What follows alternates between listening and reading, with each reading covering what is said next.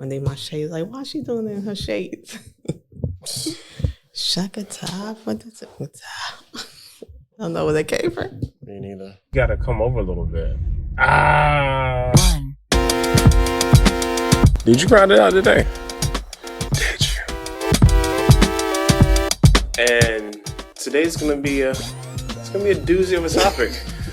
What's up? Nicholas Jones's episode 48. Yeah. Really? Okay, we're getting up there. 48. With that being said, we're gonna have our subject matter expert here today talk about the topic. You're Rashad. And I'm Keisha. We already said that. It might be new subscribers. But we already, yes, we did. No, we did. We said we here. So today, what came to us, not today, but we received a request on narcissistic personality disorder. Coming from a red table talk with Jada Pinkett and a psychiatrist, and it was Jada Pinkett's mother and Jada Pinkett's daughter, I forget her name, Jada. Willow. And they was talking about narcissistic personality disorder, but it was funny that came up because I just did a group and that came up as well, narcissistic personality disorder. Oh yeah? Yeah, it really was. I was like, wait, what is this? The Twilight Zone? Y'all must really want this to come up to discuss this. So the common question I get asked a lot, what is it? Is my spouse, does my spouse have this disorder? No, I don't. I'll tell you in a minute. Or how can I live with somebody who's like this? Or what should I do?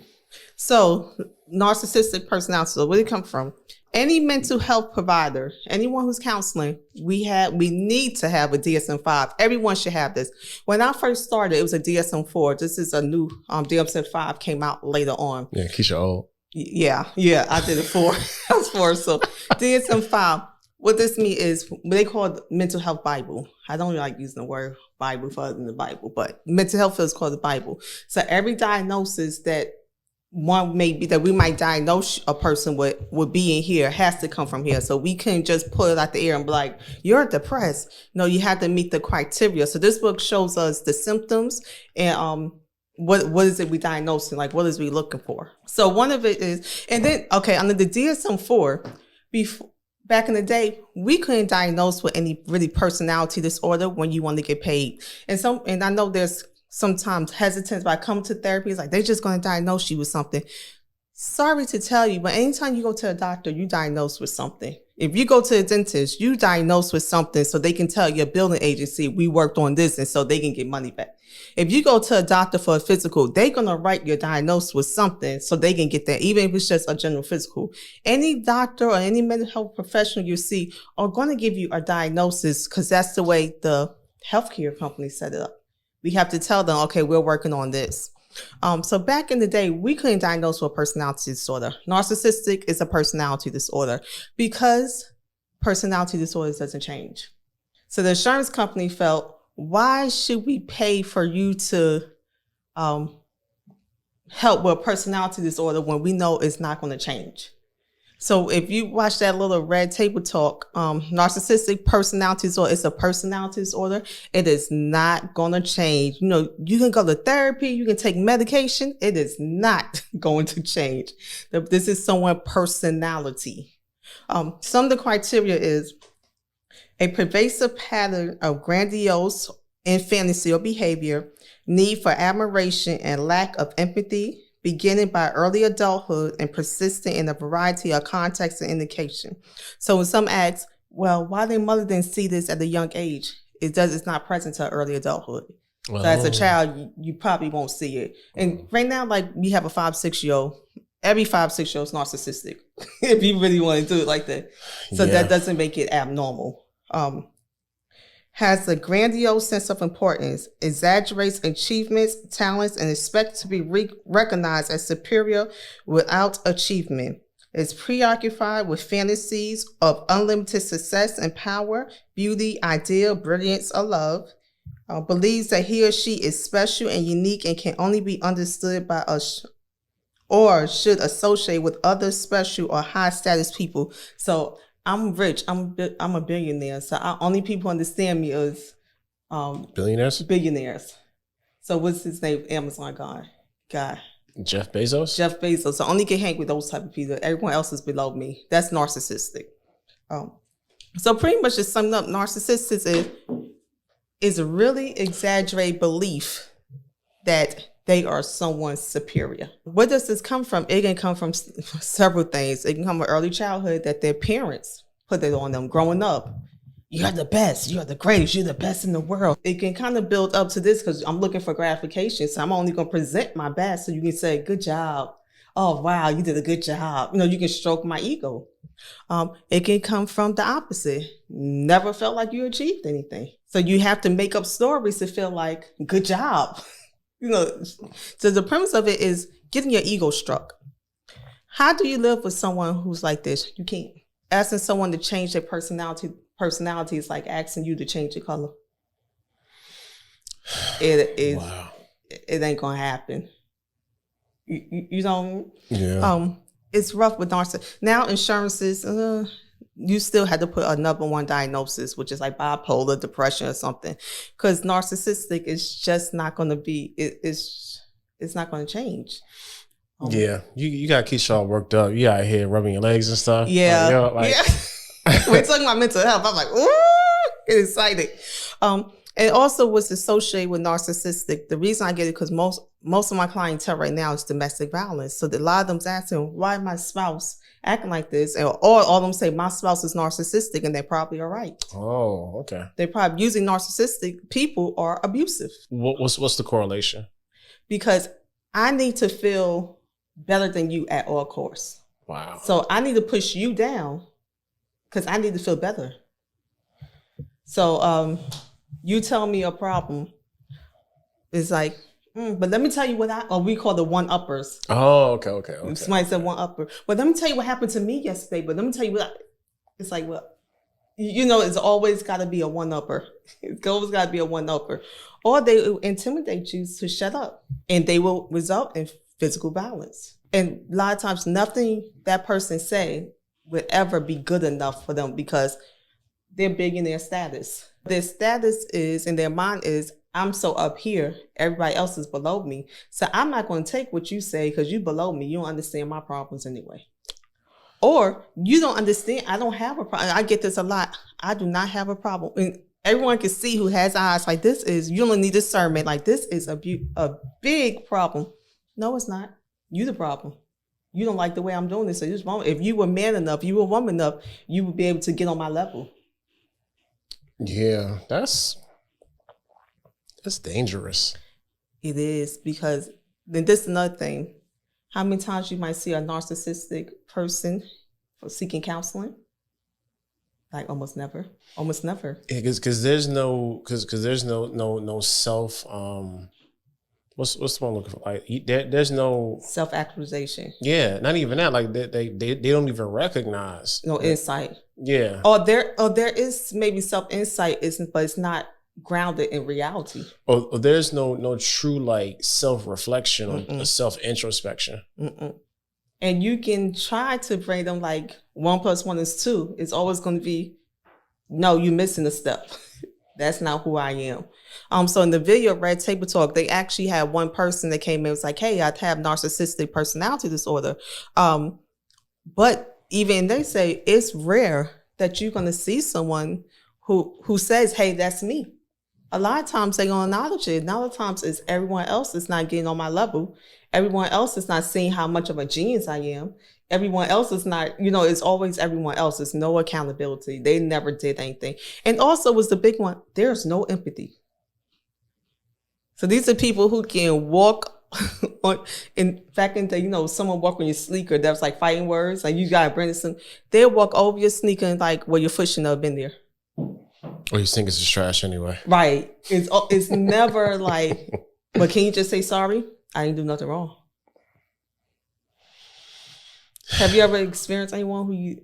I'm like, because as you're talking, I'm really kind of trying to go back and think. You know what I'm saying? Like I'm really trying to, like, I feel like there were maybe a couple of people that had those tendencies. Mm-hmm. And ironically, I feel, not even ironically, like they probably did have an overarching issue as well. So yeah, it's really weird how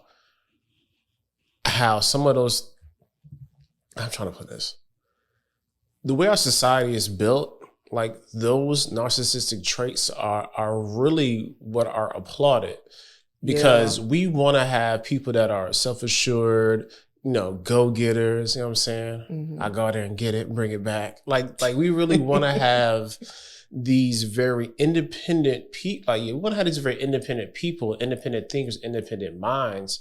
And on the opposite of that is we get these very independent people, independent things, independent minds, and then they want to remain in the state of independency. And they're the hardest people to work with. And then you already know, like, that's not how we feel about life in general. There has to be true interdependency, because we all need each other. I need you as much as you need me. I do something well, you do something well. We should be always like, life should be like an ongoing collaboration between people. And then you'll have those people like, oh, like, I'm just gonna do this by myself. I don't need nobody help. Like, fam, you really can't do anything on your own. And yeah, those people are very hard to reach. Yeah. And these, if you have a supervisor, or I hate saying the word boss, I know say word supervisor, director, manager, anyone who have these traits, they are the worst people to work with, and they will make your life a living hell. Because they can do something where it's clear, like, you got that wrong. No, I wasn't. It wasn't wrong. And I think I worked for some of those people. And you did that. No, I didn't. So who did it? Like, the paint is on your hand. You did it. No, it wasn't me. And I don't think also society realized that sometimes when we hear they're narcissistic, that's really a mental health disorder. You're really saying someone has a mental health disorder. But I don't think when people say, I think they say as just a term, not realizing that it's a mental health issue. Yeah. I mean, because even myself, like, I can have some of those traits, but I'm not at the point where I don't listen, and I don't, you know what I'm saying? Like, I'm not out here just being like, I'm better than everybody. That's just kind of. I don't think you really don't have any of the traits. Having self-esteem and narcissistic is two different things. You don't have any traits. Like you say, you apologize too much to have those traits. But what I'm saying, but like, not that I don't. Outwardly, you know what I'm saying? Sometimes inwardly, I'd be like, nah, I'm better than all these people in here today. You know, but I'm not to the point where I feel I need to display those things and really, you know what I'm saying, verbalize and show everybody, like, yo, I think he's better than everybody. That's not really my approach. Because what I was about to say was, again, like, those things are really celebrated. And there's a very fine line between me being very self-assured and me being a narcissist. Like, so how does one tread that line? Biggest thing is narcissist is like exaggerated 100 times. Narcissists, you're probably not going to be a narcissist friend, because they feel like they're bigger and better than anybody else. That's like the president of the United States hanging with a local person. It's not that it won't happen, but we don't expect to see that, because we respect that his title is over. No, he's the commander in chief. So the narcissist looks at it like that. I don't need friends because I am a friend. Like, God. I am the friend. I'm Alpha and Omega. It starts with me. And narcissist, there is no empathy. Like I said, so even though you're like, oh, I shouldn't do that, it's like, it's not even come through your head. Like, you did that wrong. What were you talking about? It's not like, even in the thought. It just doesn't register. So it's hard to be in a relationship with. The best tactic is to not engage, because you're not going to win. You're not going to outsmart, outwit, because it's always going to be a back and forth. You know, I had trouble at my job, such. Well, maybe you can do this. Maybe you can do this different. So what you trying to tell me? It's always going to be you you trying to attack them. It can be, you can say it in love, you can say in grace, you can say it's not going to matter at all. So the best way to interact with them is not. If you have one in your life who you think maybe have a narcissistic personality disorder, when they go back at you, don't engage, because what they like for you to engage, because it just proves that I'm better than you. And don't engage and don't get your facts right or say a wrong word, they won. Now, in real life, like what?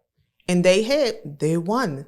And unless you're willing to put up with that, you're gonna always feel defeated. So eventually you're gonna succumb to it, and that's where abuse comes in. Oh, that's crazy. I just like, I don't really, my mind can't really process just continually going that far all the time. You know, like just, I like for me, like it would be exhausting. You know what I'm saying? Like I gotta keep doing this all the time. Like that's the only way. And okay, it's almost to the point where how I feel like gaining motivation, negative triggers. Matter of fact, I say like, for example, Ray Lewis, before he guys right like with the Lord, his main motivator was basically proving his dad wrong because his dad left him. And he was just like angry as hell all the time. And that was his motivation for being great. Like I'm gonna prove him wrong. Like that's his main motivator. Like basically he had to have a tragedy in order for him to be motivated. And on the same parallel with somebody who's always narcissistic, like having to constantly prove that I'm the best at everything, like that would really be a lie. Yo. Yes and no. You already believe this. That's like if I tell you believe you're a black man. You don't have to believe it because that's who you are, a black man. Right. So it's not keeping up because that's who they believe they are. They believe they're the greatest. The hard part is to make you believe that they're the greatest. Why aren't you believing I'm the greatest? You don't see this? Yeah, and that's what I'm saying. Yeah. Like that's your everyday endeavor. And that's when the abuse come in. You cannot have a healthy relationship with someone who's narcissistic because it would never be about you. It's always to be how you can satisfy that person's need, how you can stroke that person's ego. It would never, ever be about you unless you're servicing. And even providing services, it could be like, that wasn't the best either. Such and such who did it better, or I had better, or, your food ain't that good. It's never pleasing. But it's not them doing this and it's like, okay, I got to think to do this. It's second nature. It's like whatever judge, if you're dominant handed, right-handed, this is how they think. You don't have to tell them to think this way. This is what it is. So when I say I get abundance of like, how do you live with someone like that? You don't. How do you interact with someone like that? You don't. It is not gonna, there's no solution. Even the mental health world, it's like, oh, they got personality disorder. Insurance before, it's like, I ain't paying for that crap. They ain't gonna never change. And once again, because they feel like they're so grand, a lot of times they don't come to counseling. Yeah. That's a lot. Yeah. That's really is a lot. I don't even. And not going back, not to say counseling will even hurt, because for me, if you're a counselor and you're not, and I diagnose you with narcissistic personality, you have these traits, I literally have to get you to break down. I have to break you down. That's not an easy feat.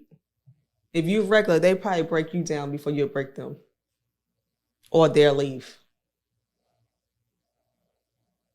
Yeah, because you have to actually sit down and get through all those walls of just, self-assuredness and pride. And this is who I am, and I don't even know how you even a counselor. You know what I'm saying? Yep. They're going to come at you before they let you. Yeah. Yeah, then it'd be a back and forth. Yep, exactly. Or it could be there staring at you, just like, I'm not engaging. I'm like, so I'm not here, am I? Yeah. So I encourage you that if you're with a person who's narcissistic, if you're in your manager, supervisor, anyone superior in your workplace is narcissistic, you can expect that it's not going to be healthy.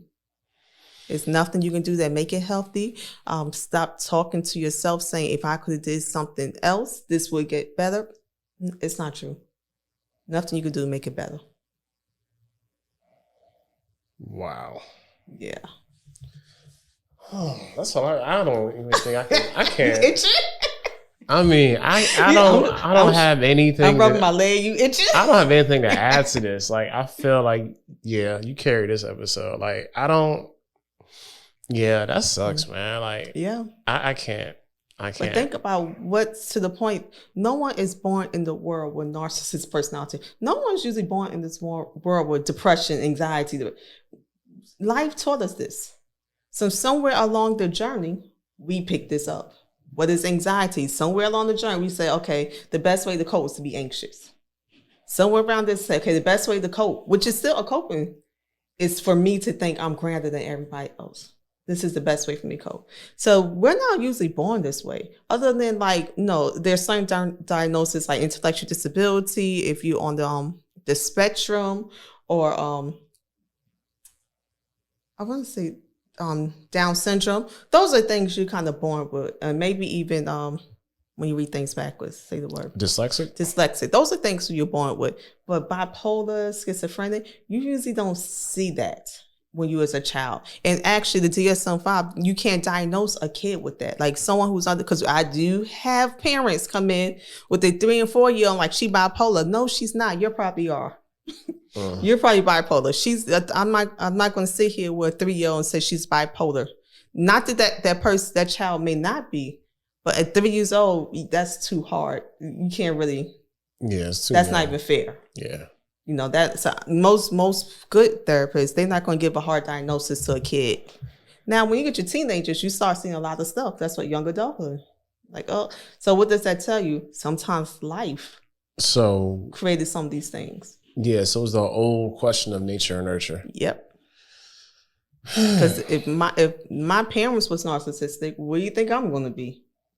I have to fight hard, and most of the time I don't. And not saying this true, just using this example, I don't even know that this is a thing.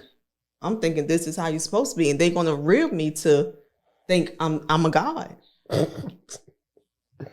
So when I go out there and you say you're not a god, I'm like, what? You don't see me as one? You know what I mean? That's when it kind of called, but it's no self-insight to say that's a problem. It's your problem for not believing I'm a god. Yeah, and then you have people who take it to the even more the extreme and end up being like cult leaders or abusive heads of organizations. Absolutely. And just running stuff all crazy. Yeah, but have a skill that everybody needs, but like you out here just wild because you have that skill. And don't think these people are the most charismatic people. Don't think that these people, you can be like, narcissist. No, these are the people who would get you. They spent their whole life developing this. They are the most appear to be empathetic. It's not true, but I know what to do to get you here. Cult leaders. They are the most charismatic, know what to say, how to get you here. Once they get you here, I got you. It's manipulation. Sad. Yeah. I don't want to talk about this no more. That's how we try to feel about mental health. I'm done. He's like, don't social work me. All right, this is a very exhaustive episode for me. But if you have any questions. Yeah, good episode. Yeah, make sure, Keisha will definitely be in the comments because I have nothing to add to this. You have any questions? If you wonder if you're in love with a narcissistic person, message me, comment me, and we can discuss and explore it. And then maybe if you want to sit, unless I know you, maybe you can sit on the couch and we can explore it further. Yeah. If you go to TL Consultants on Facebook, it's a consulting firm? TL Consultants, right? TL Consultants. Yeah, TL Consultants on Facebook. Send a DM and, get that squared away.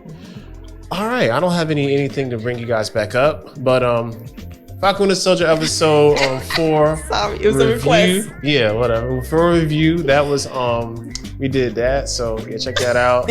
Also, we had a much more fun episode last week. You can check that out too for the podcast. And that's really it. We will see you guys next week.